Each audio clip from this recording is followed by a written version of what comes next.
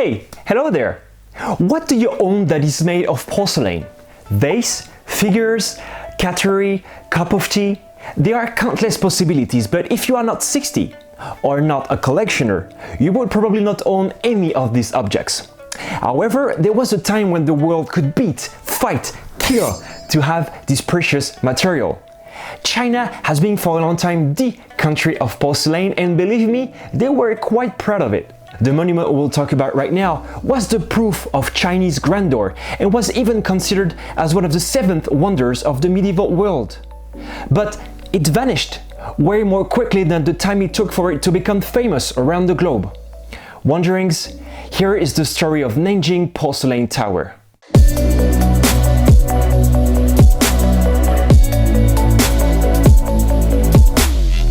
15th century in China, Zhu Di overthrew the second emperor of the Ming dynasty. Zhu Di became the 3rd emperor and went by the name of Yongle. For the need of this video, I'm going to apologize right away about all the pronunciation mistakes I will surely do. My Mandarin is at its beginning level, so sorry in advance.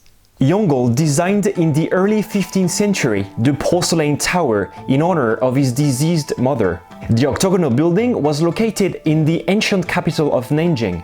Yes, because Yongle has established Beijing as the capital of the dynasty, where in the same period of the porcelain tower, he built the Forbidden City. Yes, Yongle had some plan during his reign. Oh yes! Chinese completed the porcelain tower of Nanjing in 17 years. White porcelain bricks were used because they were said to reflect the sun ray during the day. Probably they wanted people to believe it attracts the sun and the divine. But imagine visitors coming in front of the building. I don't see anything, Patrick. I think I'm turning blind. Or is it the light of the Lord? Back then, the tower was the largest building in all China, with 79 meters high and composed of 9 floors. Each floor was dedicated to a Buddhist divinity, and the walls of each floor were decorated with gold tiles representing Ma Po, the Queen of Heaven. Aren't you amazed already? Alright, let me give you more. The porcelain tiles that covered the outside of the walls were so pricelessly fitted that even at close range, they produced the illusion that the tower was covered only with a continuous porcelain covering. Also, the roof was surmounted by a golden pear. I think now you understand why it was the pride of the Ming dynasty, as well as the entire Chinese empire. Global fame is then around the corner.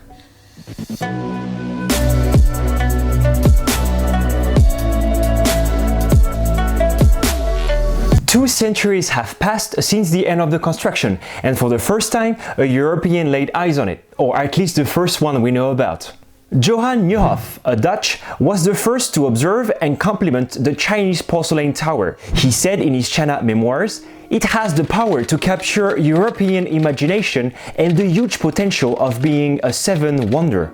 You have to know that at that time, porcelain was only fabricated in China. Therefore, it was a very precious and pricey material for everyone, except the Chinese. So seeing one tower made only out of an expensive luxury, I mean, you have to fancy it and praise about it, right? For example, imagine a tower made out of gold or diamonds and all crazy luxury brand carved on it. Of course, that would be crazy to see a golden tower with Coco Chanel logo on it. But it was exactly this feeling Europeans had in the 17th century. The tower obviously became one of the most well-known pieces of Chinese cultural heritage abroad, and subsequently a national treasure for China. How? A remarkable piece of art, treasure of an empire, can at one point fall. It can, and it has. Fasten your seatbelt, you're not ready.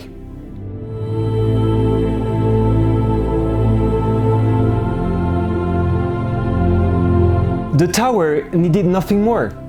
It had the fame all over the world and the prestige it deserved. But more than 400 years after its construction, in 1801, a lightning struck the tower. It could have been the end, caused by a natural disaster, but it wasn't. Only 3 floors were destroyed and they just rebuilt it. How it really fell is because of humans. In the 1850s, a civil war outbreaks, and the Taiping rebellion against the Qing dynasty at the time took over Nanjing and the tower. First, they destroyed the inner staircase and all Buddhist images, which is already a lot, and then in 1856, they destroyed the tower completely. So this is how it ends, by rebels with torches and guns. It was of course a symbol of power and wealth during all this time, but did the tower really deserve this fate? The thing is, humans are capable of creating phenomenal objects that are part of bigger things than governments or humanity in general.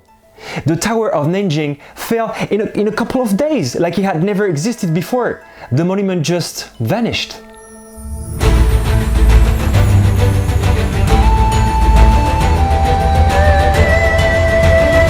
Yes, you read the title, this is not the end, because something brighter and brilliant happened in 2008. On that year of 2008, numerous relics belonging to the tower were discovered in an excavation. They found, among other items, the remains of the Buddha Shakyamuni enshrined and also rest of the original blocks of the Nanjing Tower's door. After that incredible discovery, interest for that tower rised up, and in 2010, Wang Jianlin, a rich Chinese businessman, gave 1 billion yuan, equivalent to 126 million euros, to restore completely the landmark. This was the single largest personal donation in all Chinese history. Just saying. 5 years later, in 2015, boom, the tower was available to the public. Called the Porcelain Tower Heritage Park, it now takes the visitors to an interactive and futurist visit. Look at that, this is incredible! It has park in its name because it's composed of the reconstructed Buddhist temple and a conservatory of the ruins, and also past archaeological discoveries. Even though it is a little bit different from the original, you can't blame them for wanting to rebuild what was once a remarkable building and the pride of all China. The question I'm asking you now is it replaceable? Just by using the word heritage in its full name is a proof that this tower has no will of replacing the ancient Tower of Nanjing. Which monument will have the guts anyway? I, again, cannot argue that Wang Jianlin, the businessman, possessed the best intentions towards the tower. But even with that in mind, and with all best intentions, can humans recreate something so fabulous, something that cannot be done twice? It will never shine as it did before. I have never visited the new tower, but I am sure it is obviously different. Because time evolved, materials and techniques are different, and so do people. So in the end, haven't we lost forever one of the 7th medieval wonders of the world? Many monuments haven't had this aura so quickly after they were built. But just like the Crystal Palace, nothing can last forever. And trying to redo such a construction feat is out of hands in my opinions. The Nanjing original tower will stay in our mind and still be something very special in Chinese history, and most likely to the history of the entire world.